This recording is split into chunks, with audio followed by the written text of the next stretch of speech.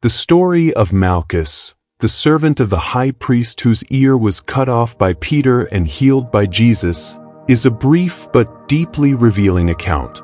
It is mentioned in all four Gospels: Matthew 26 verses 47 to 56, Mark 14 verses 43 to 50, Luke 22 verses 47 to 53, and John 18 verses 1 to 11, and takes us to the moment of Jesus' betrayal and arrest in the Garden of Gethsemane.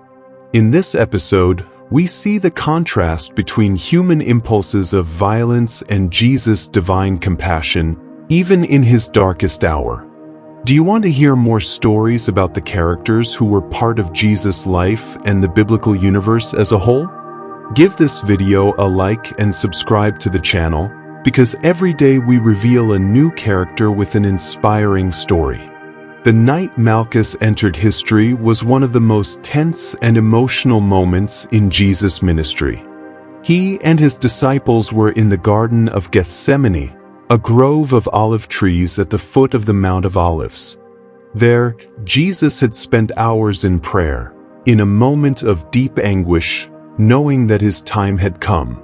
He was prepared to face the cross, but the events of that night would test not only his mission but also the faith of his followers. While Jesus was still speaking with his disciples, a crowd approached. It was a group led by Judas Iscariot, who had betrayed Jesus for 30 pieces of silver. Among them were temple guards and servants sent by the religious leaders of Jerusalem. Among this group was Malchus, the high priest's personal servant. To understand Malchus' role, it is important to consider his position. As the high priest's servant, he was likely a trusted figure sent to ensure that Jesus was captured without incident. Malchus was not one of the religious leaders conspiring against Jesus, but he was part of the system that sought to eliminate him. When the crowd arrived, Judas stepped forward and identified Jesus with a kiss, the prearranged signal. At this moment of betrayal, Peter, one of Jesus' most impulsive disciples, drew a sword and struck Malchus, cutting off his right ear. The scene was chaotic. In an instant, the quiet garden became a place of tension and violence. Peter's action reflects the desperation and misunderstanding of the disciples. Even after Jesus' warnings about his imminent arrest and death, they still expected him to establish a political kingdom and overthrow their oppressors. Peter's attack was an attempt to protect his master and resist what he saw as an injustice. However, Jesus reacted completely differently. He rebuked Peter, saying, "Put your sword back in its place, for all who draw the sword will die by the sword." Matthew 26 verse 52.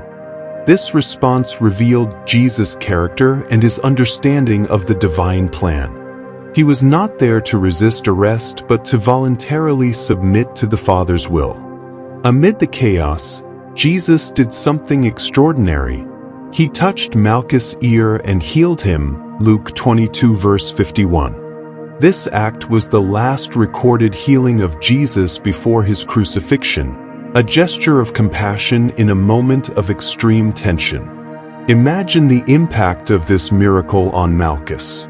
He had come to the garden as part of a mission to arrest Jesus but ended up experiencing his compassion and power personally. Jesus not only interrupted the cycle of violence but also demonstrated that his kingdom was founded on love, not force. The account of Malchus is particularly significant because he is one of the few individuals named in the narratives of Jesus' arrest. This suggests that his story was known among the early Christians. Some scholars believe that Malchus may have become a follower of Jesus after this event, although the Gospels provide no further details about his life. This narrative offers us several profound spiritual lessons. First, it reminds us that the kingdom of God is not built on violence or human strength. Peter, in his zeal, believed he was protecting Jesus but ended up acting against the spirit of the gospel. Jesus, by healing Malchus, showed that his mission was to reconcile, not to divide. Additionally, Jesus' compassion for Malchus challenges us to love our enemies. Even while being betrayed, arrested, and led to suffering, Jesus did not stop showing grace. He saw in Malchus not just the servant of the high priest, but a human being worthy of his attention and care. Another important lesson is that Jesus never loses control, even in the most difficult situations. In the Garden of Gethsemane, he could have allowed violence to escalate or called legions of angels to save him, as he himself said. But he chose to submit to the Father's will, showing that his strength was in his obedience and trust in God's plan. Finally, the story of Malchus reminds us that no one is beyond the reach of Jesus' love. He was part of the group that came to capture the Son of God, yet he experienced his mercy personally. This encourages us to trust that God can touch the hearts of those who, at first glance, seem far from his grace. Today, we are challenged to reflect on the swords we are holding. Like Peter, we sometimes act impulsively, trying to protect or fight for what we believe is right, but end up contradicting the principles of the gospel. Jesus invites us to lay down our swords and trust his way of doing things, a path that always leads to peace and reconciliation.